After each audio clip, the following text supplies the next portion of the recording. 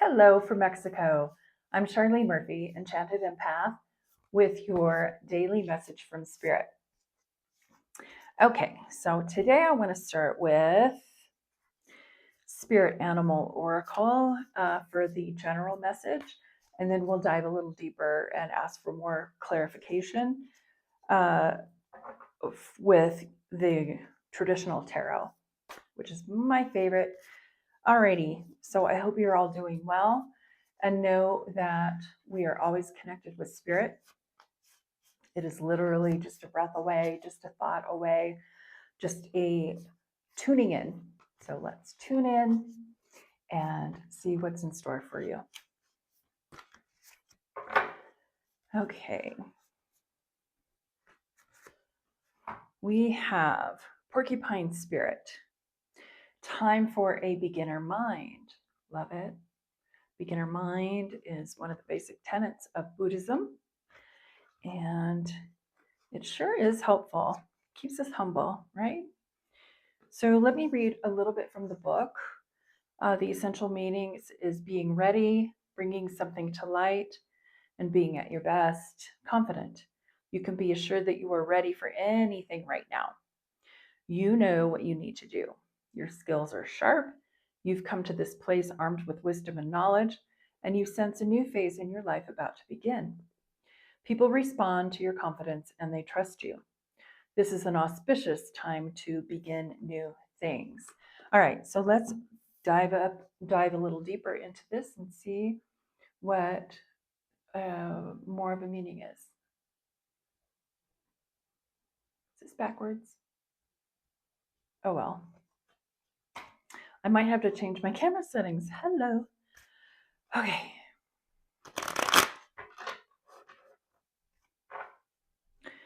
I'm gonna go ahead and shuffle and cut the deck in 3/3.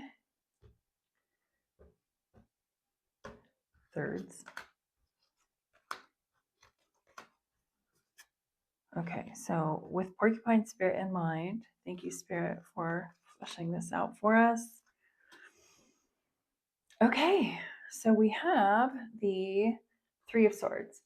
This is the dreaded Three of Swords that everybody hates, but it's like, you know what? We're human and this is part of life. So the swords represent our thoughts, our thinking. So in the heart, it's pretty obvious. So this talks about disappointment, things not turning out the way that you wanted them to, or that you thought that they would. That all is glitter, all that glitters is not gold kind of thinking.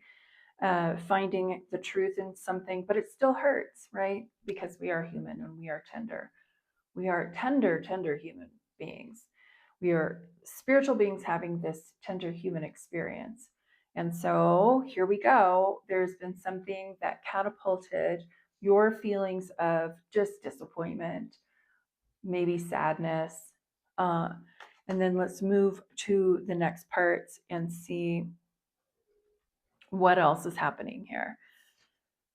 Okay, so we have the Queen of Pentacles next. I like to put these side by side. So disappointed about the Queen of Pentacles. That could be you, or it could be another person in your life, you know. If it's you, then this really does speak to something that you were trying to build, maybe money you were trying to acquire, a business you were trying to operate, something you were trying to start, but it all has to do with the financial aspect of your life, that financial well-being, the foundation, and maybe it just not working the way that you had anticipated. And having that beginner's mind is going to be very helpful to kind of get you out of this energy that is, you know, we're going to be here for a minute, but to stay here does not serve. It does not serve anybody, because then we're just focused on the problem. We're focused on the loss. We're focused on the disappointment. And then we really do need to shift back into this boss energy eventually. Take your time, but don't dwell there. so that you can get back into the groove of manifesting from a high point of attraction instead of this lower energy of attraction, right? So that's what I'm all about, guys. I'm a manifestation coach, a tarot teacher, an intuitive empath. I am all about recognizing the human patterns, which is beautifully illustrated and demonstrated in the tarot. And the stuff that happens, it's real life, right? And I don't gloss over it, but I know better than to stay in it for longer than is needed, right? So everybody's going to have their own timing, their own pacing, and all that stuff to process through those things. So process, absolutely, but don't stay stuck in a place of victimhood, because that will only put you into a really negative place of attraction, where you're just going to attract more opportunities to be victimized, even though, you probably weren't victimized. You may have been, but more so than not. I mean, stuff happens and it's disappointing. But then we can have the choice, the option. Happiness is a choice. All of this stuff is a choice to learn from the disappointment, learn from the mistake, learn from the loss, and then rebuild better, eventually. So we get to that place of rebuilding better. Now we have more data. Now we have more knowledge, wisdom, experience. We have more tools to work with so that we can rebuild and rebuild better. And so then the third card of this spread is the Wheel of Fortune. And the Wheel of Fortune just talks about how everything's always changing, right? And so for us to get stuck in this energy doesn't serve, because guess what?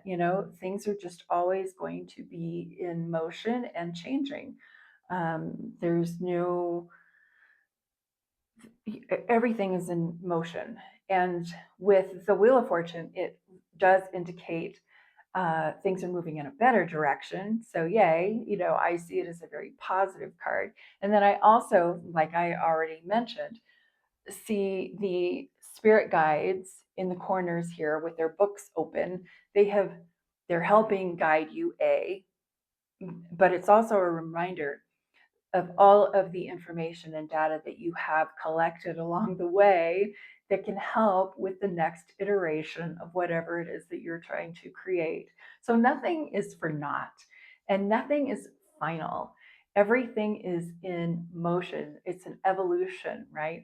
And so I think it's a really good skill and, emotional and spiritual maturity to see these so-called failures as opportunities and as new ways of seeing things and doing things and improving upon them. And so this is, the outcome card, meaning that that's exactly what's going on with you. And getting into that beginner's mind again of back to the drawing board, to me, that's fun. It's like, okay, we have a clean slate. Now we know what works, what doesn't work. Now we have some answers that were unknown before, or questions that were unknown before. Now we have answers to them.